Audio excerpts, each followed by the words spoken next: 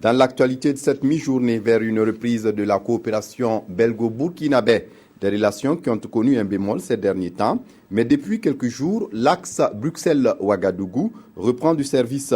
Le vice-premier ministre de la Belgique était en visite à Louda, une localité située à environ une dizaine de kilomètres de Kaya dans le San Matenga. Là-bas, Alexander Deko et sa délégation, composée entre autres du ministre du Commerce extérieur et de chefs d'entreprise, sont allés visiter le centre de formation agro-silvo-pastoral et artisanal. Une visite qui leur a permis de constater le travail qui est mené dans ce centre grâce au financement de la Belgique. Alidou Badini, Oumar Zombré. Le vice-premier ministre belge en visite au centre de formation et de promotion agro-silvo-pastoral et artisanal de Louda dans le San Matenga. Une visite qui entre dans le cadre de la redynamisation de l'axe Ouagadougou-Bruxelles. L'idée de la coopération belge, c'est de pouvoir commencer le plus vite que possible. Nous aimerions déjà avoir des nouveaux projets pour l'été de cette année-ci.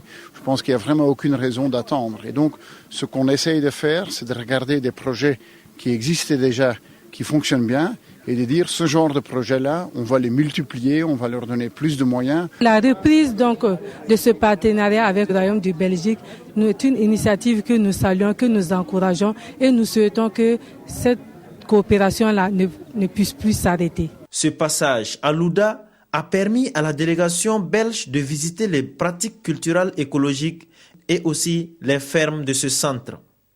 Un centre qui a été réalisé par l'ONG ATAD avec le concours financier de la Belgique. Pour nous, c'est des sentiments que non seulement que nous faisons quelque chose d'intéressant, quelque chose d'utile pour nos communautés, mais quelque chose aussi d'important pour ces partenaires-là qui viennent d'ailleurs, qui sont intéressés. Et pour marquer la reprise effective de cette coopération, Belges et Burkinabés ont mis en terre un baobab avec l'espoir que cette fois, rien ne viendra entraver la bonne marche de l'amitié retrouvée.